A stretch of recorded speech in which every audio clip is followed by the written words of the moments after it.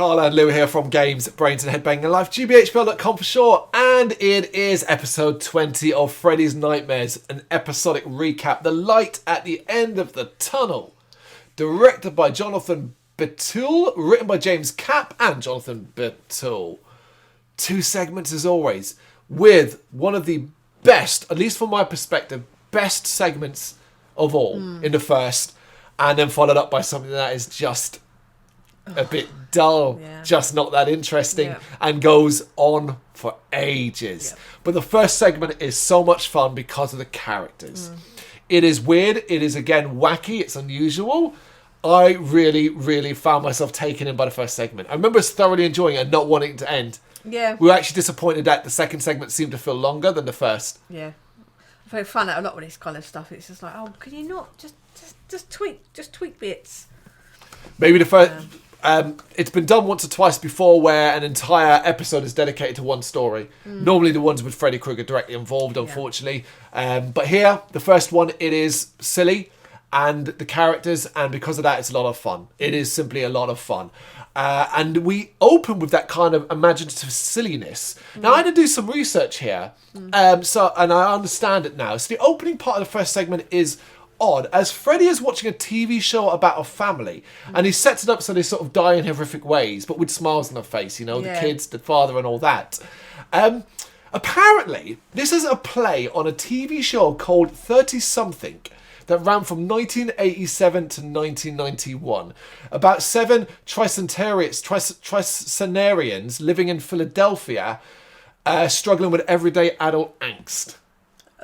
4 seasons. Never heard of it.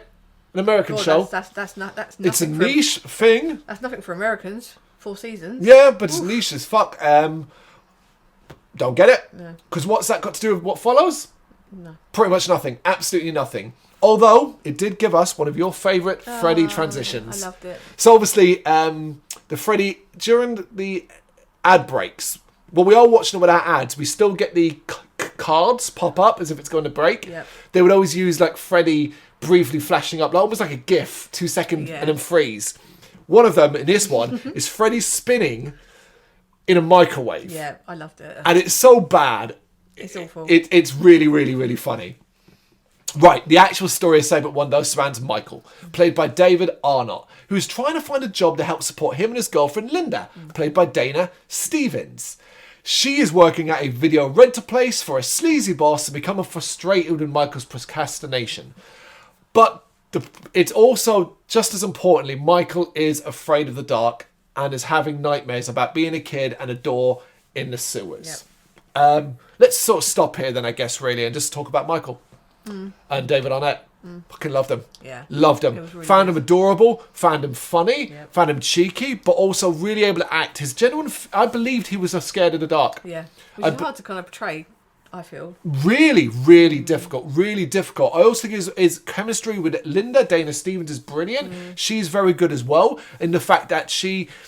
You can sympathise. You can sympathise. It's not so much that he's a lazy layabout. He just hasn't found the job for him to this point. That kind of thing. But she is working for a sleazy boss in a crappy video rental store, and she's not getting much sleep because he always wants the light on, and he's always disturbing her with his screams and things like that. And it does eventually get to breaking point for her and stuff like that. That's cool. That's well written stuff. Yeah. But you know, Michael doesn't end up getting a job. Guess what job he ends up getting? A sewer worker whose boss, his boss, is the late, great Dick Miller. Boom! Always great to see him. Yeah, Dick Miller, obviously a great character actor, and here he also gets a fun little role, basically playing Dick Miller, if I'm honest, more than anything else. And having to work in the sewers, knowing he needs to get the money and he knows he needs to do this and all that, he actually does attempt to get over his fears. That's one of the things I really like about the segment as well, is we've got a character who knows he's got a problem and does want to face up to him and find a way to fix it. And this is part of this, like almost like ritual for him to potentially be able to do it. I like that. Yeah.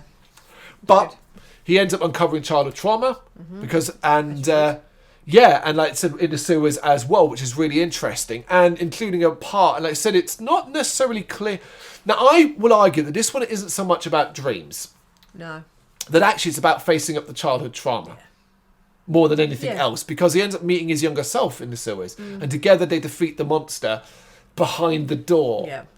Yeah, I like the idea of that. And so it's testament to the fact that like we enjoyed that idea, rather than it being like the more dream element of it. Yeah, it just didn't feel like a dream story, so to speak. I also love like the chemistry that exists between Michael and his younger self in the sewers is actually really fucking good. In a very short scene, you're like, oh yeah, I'm down for these two as a team. I can get on board with it. Like, really, really good stuff. I think David Arnett is brilliant in most of what he does. And here he is excellent again. And it ends in a nice, gleefully kind of wacky, weird way as well that ties into the overall horror element. One of the most fun, enjoyable segments. Yeah. The link really is Linda. Yeah. But she's only there to then tie it to another character. Yeah. The second part focuses on Linda's boss, that sleazy boss. And he is your caricature of a sleazy boss, do you know what I mean? Like, won't take no for an answer, look you up and down. Like, you'd almost argue that you'd just be like, I'm not working for this guy anymore, that kind of thing. His name's Murray, played by Stephen Keats. And he basically, I'm gonna sum this up really succinctly because it's hard to follow to a degree. Yeah. He ends up stuck in a series of nightmares that just different versions happen over again, and they are outlandish, and it is quite insane, and it is very dream-like. So credit to that.